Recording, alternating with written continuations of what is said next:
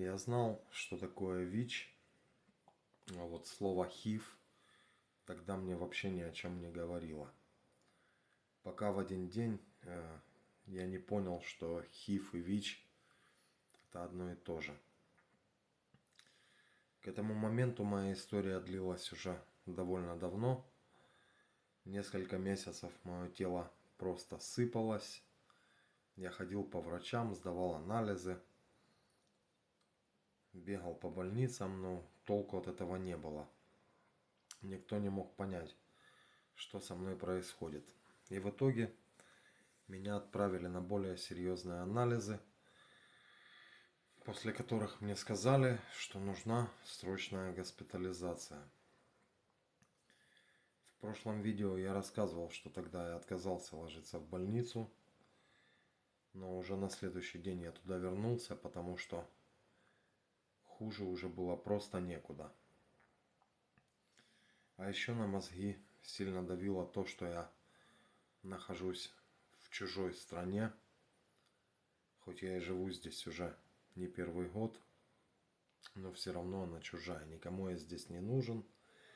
И как мне тогда казалось, никто не будет особо напрягаться ради меня и моего здоровья. Уже с утра в палате в больнице ко мне приходили разные врачи, в меня натыкали кучу капельниц, притащили какие-то непонятные для меня приборы, причем их тогда даже никто не подключал, просто все поставили возле меня. Разговаривали со мной как-то, будто ничего особенного не происходит. Спокойно, вежливо и, наверное, даже как-то чересчур ласково. И, наверное, из-за этого я начал подозревать, что что-то здесь не так. Не могу объяснить почему. Просто было ощущение, что они что-то знают серьезное, а я еще нет. Каждый раз, когда кто-то проходил за дверью моей палаты, я смотрел на эту дверь и ждал, что кто-то зайдет и наконец-то мне скажет что-то серьезное, важное, что происходит. Я реально ждал этого, и одновременно я очень этого боялся. А при этом в голове творилось вообще что-то очень странное. Казалось бы, я в больнице, мне плохо. Врачи, которые не могут ничего толком сказать. А я лежал в кровати и думал совсем о другом.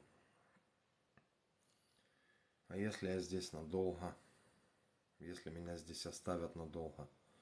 Как я буду платить за квартиру? Как я буду платить за страховку? Как я оплачу все свои счета? На что я буду вообще дальше жить? Денег к тому моменту у меня уже в принципе практически не было. Я уже давно нормально не работал. Я просто физически уже не мог нормально работать.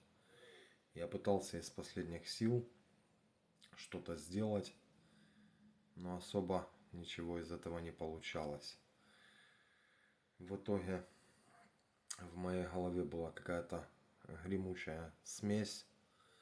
С одной стороны страх, что со мной происходит что-то очень серьезное, а с другой стороны было, если честно, просто плевать. Это был реально какой-то замкнутый круг.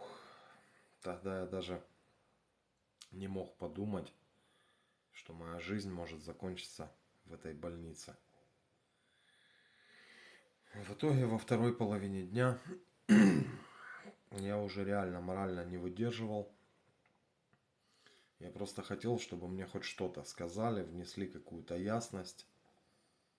Ну а потом в мою палату зашли сразу несколько человек. Врачи, медсестра. И с ними еще какой-то мужик, который совсем был не похож на врача.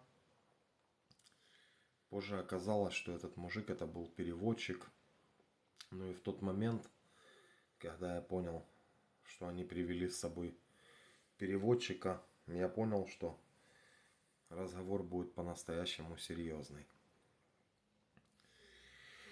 Они встали возле моей кровати, начали задавать мне банальные, даже глупые вопросы. Как ты себя чувствуешь? Вроде не видно, как я себя чувствую. Ну и дальше, скорее всего, они увидели мое раздражение таким подходом. И они начали мне объяснять уже не про болезнь, не про мои плохие анализы, а как реально обстоят мои дела. Всю эту жесть. В этот день мне объяснили все, и про последнюю стадию, и про состояние, и про то, что все слишком далеко зашло.